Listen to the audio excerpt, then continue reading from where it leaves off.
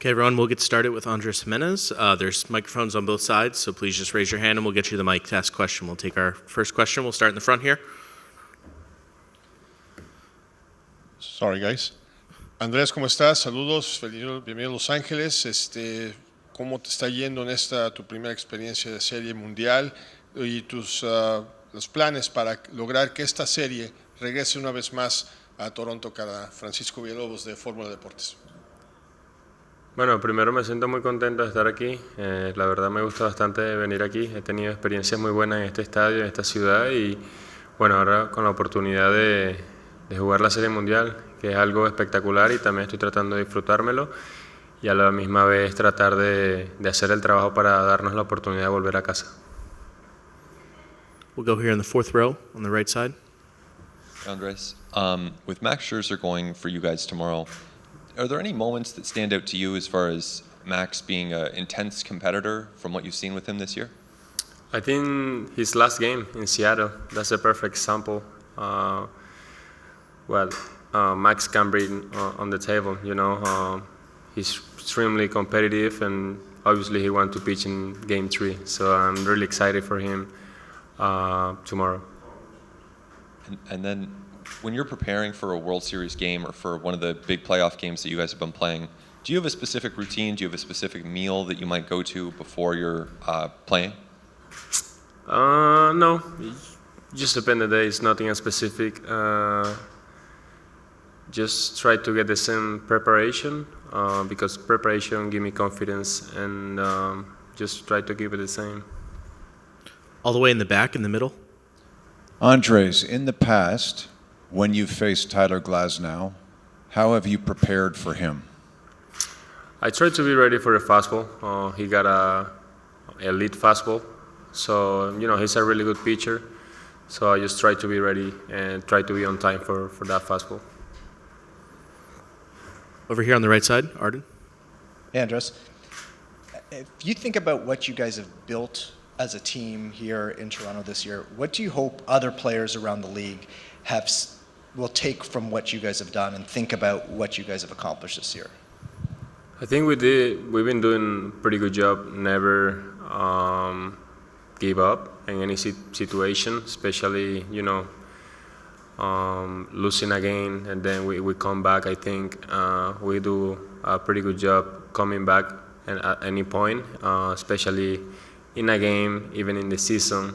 We didn't start pretty well and we just come back and we are at this point right now, try to win for Canada. And from a bigger picture, what about the environment that you guys have created for other players who might think about wanting to come play in Toronto, be approached? What do you want them to see about what you guys have done as a Blue Jays team? Just the culture that we are trying to create since spring training, since day one. And I can talk a little bit about the city. It's just amazing, and the fans are incredible. They are the best in the world, and they show it the last 2 months. Left side in the middle, Jesse. What do you like most about Vlad as a hitter? What impresses you the most? The ability and the knowledge that he got about himself as a hitter. He's a great hitter. He obviously have amazing power, but he's an elite hitter. And he can hit the ball line to line with confidence, and that's what surprised me the most. Curious, do people ask you about playing with him? He's such a big star there. Do you get asked about him a lot? Yeah, but I understand that. He's a lead hitter. He's our superstar. He's our leader. So I'm okay answer those questions because I'm really happy to play next to him this year and see what he's been doing. He's amazing. Over on the right side, about halfway back. Hey, Andres, you're obviously focused on Glasnow tomorrow, as you mentioned, but you will be facing Ohtani in this series. As a pitcher, what specific challenges does he present? A lot of challenge. I mean, he's throwing 100 now with a lead slider and really good split. So obviously right now we're focused on prepare our body for tomorrow and face Glasnow. But let's see what's I think it's gonna be Tuesday. What Tuesday brings to the table, so we can focus on Ohtani. Along the aisle here, near the camera. Andres, it's been a few years since you were with the Mets, but you came up with them. What do you think about when you think about that time there, and how did it set you up for your career? Man, that was a long time ago. At the beginning, I didn't understand the trades. I don't know how that worked. I was just happy in 2020 to be, playing in the big leagues and, living my dream. But now I realize, this is a business. There is some things that you cannot control. But I'm really happy for how everything it's been in my career. And I have a lot of friends in the Mets organization. And, I'm really happy. I spent a lot of time there, my whole minor league career there. So I have friends for life there. Third row, Hazel. Andres, what was the experience like of having Bo to your left on the right side of the infield? It was a little bit different. I remember spring training, we were talking about, just have the communication just to play next to each other. And now we're having the same conversations, playing next to each other on the opposite side. And, I'm just happy to see Bo come back. And, I know how hard he's been working in the trainer room and the weight room just to get back at this point. And, the Blue Jays organization and the World Series means a lot for him. And is there something you've learned about him defensively now that you're his teammate, as opposed to when you were on the visitor side? Yeah, I've been learning a lot about him. He's a great athlete. He works extremely hard. He takes the game really serious, and that's something that I like about him.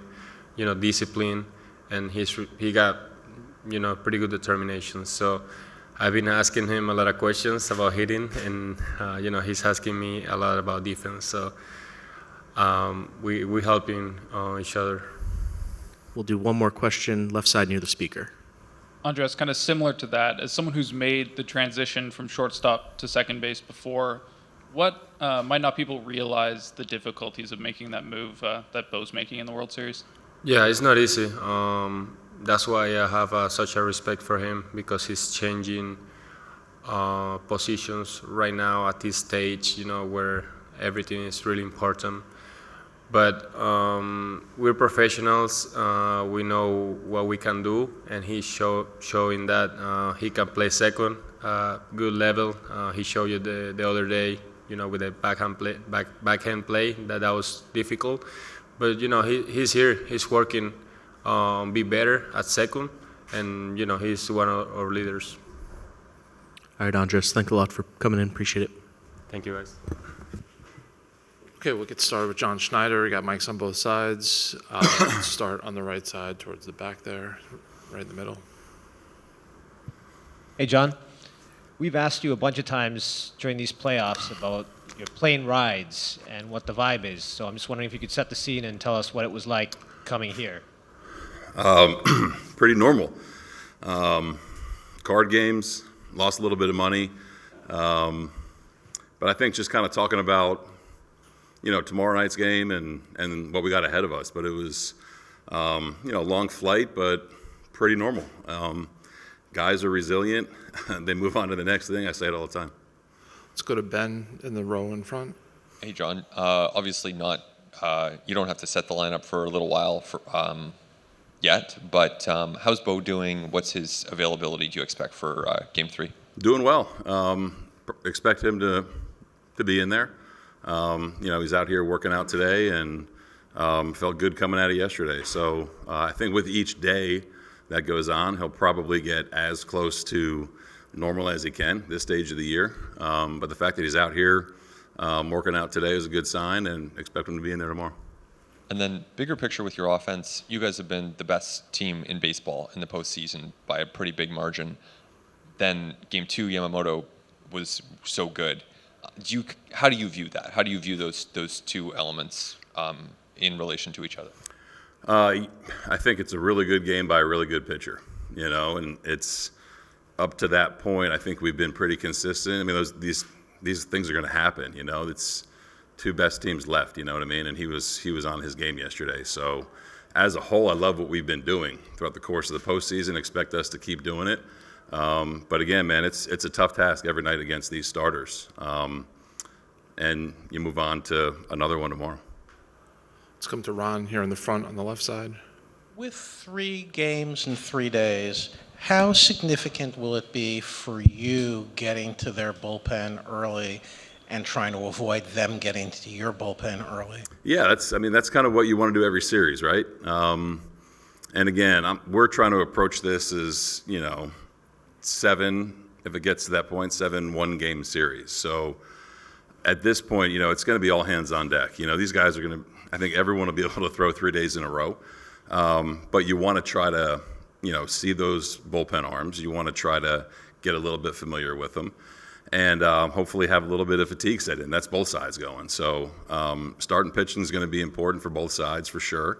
And guys that can throw multiple innings are going to be important in these next 3 days. But I think especially against this team, you want to try to wear down their starters and get into their pen. And do you, in your mind, wonder what Max's reaction will be if and when you show up at the mound? No. We were just talking earlier today. He's got a really good idea of kind of how he's feeling and what the game state may be and how to react, and how to adjust. So I'm going to try to avoid any mound visits with Max tomorrow. Let's stay in the front on the right side. John, good to see you again. Likewise. Maury from the Roz and Mocha Show. 2 quick questions for you. First off, it's so incredible, Blue Jays fans, like 11:45 at night. I'm out there with all of them, outside Rogers Center, freezing, but we want to wave to the buses as they go by. It's incredible. And the connection that all of the Blue Jays have to it's a family, Glue Jays, as you guys say. Do you ever just step back and realize how incredibly special it is, the connection the players have with the fans? Like, it's really magical. Yeah, we felt it all, we feel it all the time. You know what I mean? I think just being, a team that represents a country, but, throughout the postseason, I enjoy seeing those fans as we're pulling out, you know what I mean? It doesn't happen very often in any scenario, any sport, so we feel it, we love it, and it's awesome to see some of the videos of the fans outside of the Rogers Center cheering, and I think it kind of shows what kind of fan base and support that we have, but definitely don't take it for granted. My dog was out there with his Blue Jays jersey. Second question, speaking of that, you just left Toronto, we're here in LA. Who has the worst traffic, Toronto or LA? LA. Really? Yeah. Hands down. Wow, all right. Yeah. Let's go to Gabe, 3rd row on the left. Is Jersey going to get honorable mention in that or no? Oh man, I haven't been in there in a while, but yeah, I think I think anything is sometimes a close second to LA. Going back to the 3 games in 3 days thing, what did you kind of learn from that process in the ALCS, and what's the challenge like, I guess, mentally of when you're determining whether or not to expand or contract your what we might call circle of trust? Yeah, we were fortunate in the ALCS with starters, getting to where they did in those games. So you want that to happen again, to try to save some arms. And I think in terms of circle of trust, again, I've said it all along. I trust everyone that's on the roster, and we're probably going to need everyone when you're playing 3 games in a row. So we tried to build it to where there's multiple guys that can give you multiple innings. But I think that it starts on the mound with the starter. If you can churn through some innings, and even if it's just saving 1 inning here or there for one of your bullpen guys, that's huge. So hopefully we can be as fortunate as we were in the CS. And when you talk about guys getting multiple looks, either multiple looks at starters, multiple looks at relievers, just the elite level of both lineups, is that going to be a pretty significant boon for the hitters on both sides just because they're really good and they're really smart? Yeah, I think so. Yeah, it's well documented in the game with being familiar with the starter, right? And I think it holds true when you're playing a long series. You know, the same team, we saw it with Seattle, you know what I mean, and how certain at-bats can be affected. You know, I know a lot of people were talking about George's at-bat, seeing same reliever for, I think the third or fourth time, whatever it was. So that's where the adjustments come in. That's where the gamesmanship comes in. You have to kind of be able to adapt and show a guy a different look, a different pitch, a different location. So it's a battle. You know what I mean? It's these guys have really good stuff. Our guys have really good stuff. We have really good hitters. They have really good hitters. So it comes down to really making one pitch at a time, not being predictable. Let's go to the far right. John, I'm just wondering, the role you guys have used Louis in throughout these playoffs, kind of like the first man out of the pen, the early leverage situations, is that what you envisioned for him when you guys acquired him? Or if not, how has he kind of grown into that role? Yeah, I mean, based on how he was used in Minnesota with who else was in that bullpen, that's kind of what we liked about him. You know, a guy that can go up and down, finish an inning, go back out, maintain his stuff. I think it's kind of happened with where we have been in certain lineups too. You know, it's not going to be him every single night as the first guy in, but he's got a real good way about him to be ready to come in and squash an inning and then go back out and stay focused. So we view him as that. I have no problem with him closing a game. I have no problem with him starting a game. You know what I mean? So valuable is an understatement to say about him in a bullpen. And then who won the money off you in those playing card games? I'll keep that on the plane. Someone who makes more money than me. Let's go to the back left corner. John, given that you were only 8 years of age at the time, would a kid from New Jersey have a visual memory of the home run that Kirk Gibson hit here in 1988? Yeah, I do. It was pretty cool. You know, I think watching that in real time, and then, that whole sequence of events. I was lucky enough to get to know Mel Didier, longtime scout, when he was working with us, and to hear him tell the story of the 3-2 backdoor slider from Eckersley, sit on it, and to kind of look at Gibson step out and say he was thinking about that. Didn't know it at the time, but you look at that, and I remember Lasorda running out of the dugout, and obviously the fist pumps and him limping around and stuff. That was like ingrained in my memory. But then to hear that kind of add-on part of the story was pretty cool. Let's go to the far right, third row. Hey, John, I know a lot's been made about the Dodgers' experience in this kind of level, but to have a guy who's made 26 postseason starts, who has experience playing on this stage, what kind of added sense of comfort does that give you that maybe just this moment obviously wouldn't be too big or anything like that? For Max? For Max. Yeah, I mean, it's kind of why we lined him up for tomorrow, and without having too much of a layoff from a rest standpoint. It's you look at some of these guys, they got, almost a regular season full of stuff in the postseason. When you look at him or George, a lot of guys on their roster, obviously, too. So you feel good. You feel good about that. You feel good that he's going to be able to absorb the situation, the atmosphere, what comes with it, and then kind of get to competing and locating. So we're fortunate to have those guys, and you throw Trey in there, who we asked to do game one, right? I think that having the other guys around him helps him with that too. But I'm looking forward to seeing Max go out there on a field he's familiar with and a stage that he's familiar with. You go straight up the middle on the aisle. Hi, John. The Dodgers manager, Dave Roberts, talk about the Dodger baseball. What's the definition for you of the Blue Jays baseball? I think watch game one. That's kind of us. Definition of us is everyone doing their job, guys playing the game the right way and understanding situations that happen throughout the game and responding accordingly. Everyone pulling for one another, and everyone ready to contribute in some way, shape, or form. I think that kind of sums it up. And I also think that we really lean into the way that we can score in different ways. It's not a one-sided attack. It's a pretty creative, balanced, and unique offensive approach. Let's go to Shai on the right side. Hey, John. The other day, Andrew Friedman was talking about how one of his goals when he came here was to turn LA into a destination. He sees you guys behaving in similar fashion. What would you like players around the league to have noticed about the Toronto experience, Blue Jays baseball, the way you guys play, what you've built over the course of the offseason? What are the takeaways you hope they take? Man, I hope, and I know people recognize how we play the game and how we use everyone on our roster and how we try to keep people involved. And I think that can lead to some sustainability, in terms of winning. So facilities are second to none. Fan base, obviously, in my mind, second to none when you have a whole country behind you. But I think more than anything, I'm proud of the fact that it's pretty clear, what we stand for and what we think is important on the field. I think we really showed that this entire season and this postseason.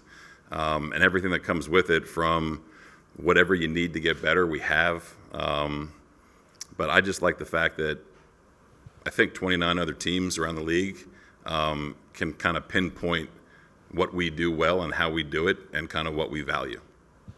Let's go Clinton, right in the middle of the left side. Skip, speaking of your opponent, a lot is made of what Shohei has done, both on the mound and otherwise, but also on this team is Mookie Betts, who switched positions. I'm just wondering what your thoughts are on him as a baseball guy, looking at him playing on that infield and how well he's done so far in the series against you. Yeah, I've always respected him, the way he plays the game, right? Going back to when he was with the Red Sox. Makes playing shortstop look easy for a guy that's a Gold Glover in right field. He's just consistent. I think understands the speed of the game, understands big stages of the game. I think any manager feels comfortable and confident, right in the lineup when you got a guy like that, in there every day. So a couple plays that he's made, man, just going to his right against us in the first couple games, pretty impressive what he does, and the fact that he's sitting at the top of the order. I think Mookie's a hell of a player. Do two more, Ben, and then we'll finish up with Ron. Hey, John, just back to Bo for a second back here. So you had mentioned going into the series, shortstop could be a possibility. Just for Game 3, are the options second base, DH, or is there anything else on the table? No, he's going to play second base tomorrow. Ron? Yep. Right in front. When you're at home or in the clubhouse and a Dodger game's on TV, do you kind of look up and take notice when Ohtani's at the plate or on the mound? If I'm awake, they're 3 hours behind us. I'm always watching baseball. But if I'm tired and it's time to hit the rack and he's coming up to lead off the next inning, I'm asleep. All right, John, thanks for your time. We'll see you tomorrow. Thank you, guys.